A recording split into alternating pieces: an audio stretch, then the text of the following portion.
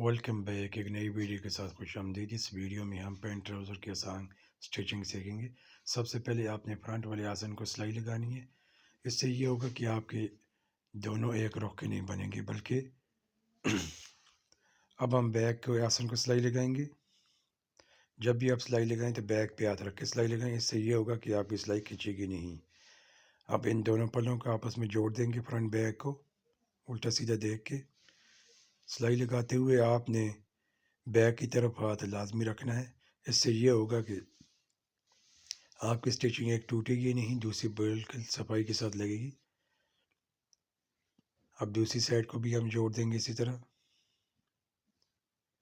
Friend, ये video आपने skip नहीं करनी, वीडियो को पूरा देखिएगा। अगर वीडियो पसंद आए तो वीडियो को लाइक और चैनल को सब्सक्राइब करना मत भूलिएगा।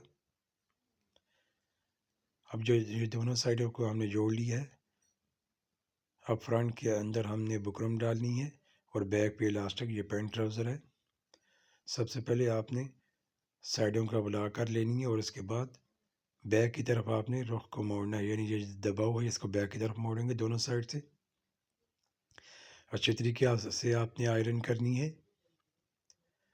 अब हम इसके नीचे बॉटम फोल्ड करेंगे। जितनी आपने मार्जिन छोड़ा है आप उस हिसाब से फोल्ड करें।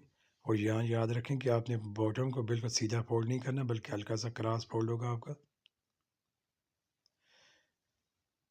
ये हमने 1.5 इंच का मार्जिन दिया था तो हमने फोल्ड कर दिया इसको।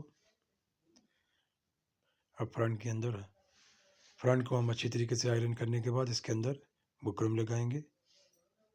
ये हमने 10 इंच की बुकरम इसके अंदर पेस्ट कर दी है। इस तरह गुलाई में आपने लगानी है। आप चाहें तो पूरे नेफे को फोल्ड कर सकते हैं।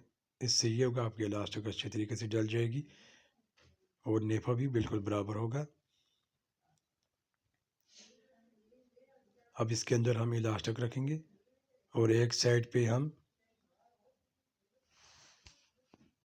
आपने इलास्टिक के ऊपर सिलाई नहीं लगानी, बिल्कुल इलास्टिक की जड़ में सिलाई लगाएंगे, बिल्कुल आराम सुकून से। और नेफा भी बिल्कुल आराम सुकून से आपने फोल्ड करना, जितना आपने मार्जिन दिया कम ज़्यादा नहीं करना है इसको। साथ साथ आपने कपड़े को खींच के रखना है और इलास्टिक को भी खींच के रखेंगे तो वो आपका जो मार्जिन है वो अच्छी तरीके से बराबर हो जाएगा और फिनिशिंग के साथ आसानी के साथ इलास्टिक डल जाएगी। ये हमारी इलास्टिक एक साइड पे डल चुकी है, हम इसको पक्का करेंगे और अब बुकरम के ऊपर सिलाई लगाएंगे। बिल्कुल आराम सुकून से आपने सिलाई लगानी है।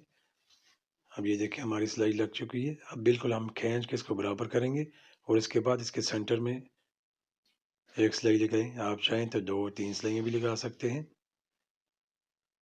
देखिए हमने इसके अंदर सिलाई लगा दी है।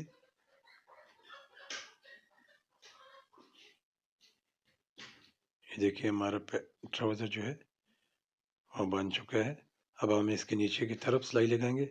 यहाँ आपने ये ख्याल रखना, जब भी आप सिलाई लगाएं तो इस सिलाई को बिल्कुल खींच के, जितना ज़ोर से हो दोनों तरफ से खींच के सिलाई लगाएंगे तो आपकी आसन की तरफ ट्राउज़र नहीं खिंचाव मारेगा, यानी बिल्कुल आपका पैंट की तरह नीचे की तरफ अच्छे तरीके से बैठ के आएगा। यानी जब भी नाली की सिलाई लगाएं तो बिल्कुल खींच के लगाएं।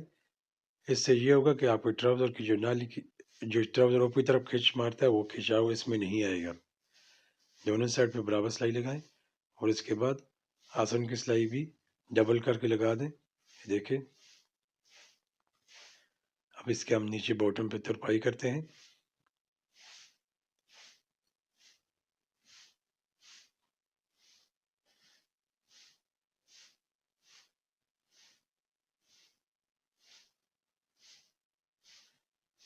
ये हमारी तुरपाई मुकम्मल हो चुकी है। अब इसके ऊपर हम आयरन करेंगे। ये देखिए हमारा ट्राउज़र बिल्कुल पैंट की तरफ बैठा हुआ है, यानी कहीं से ऊपर की तरफ खिंचाव नहीं मार रहा। ये देखिए हम इस्त्री करते हैं इसके ऊपर तो देखें बिल्कुल क्रीज जो है ये पैंट की तरफ बिल्कुल आएगी आपकी। आपने सिर्फ चंद एक चीज़ों का ख्याल रखना है, कटाई में और स्टिचिंग में, दो चीज़ों जब आप ख्याल रखेंगे तो आपका ट्राउज़र बिल्कुल पैंट की तरह आएगा और कहीं से जोड़ वगैरह और खिंचाव वगैरह बिल्कुल भी नहीं होगा।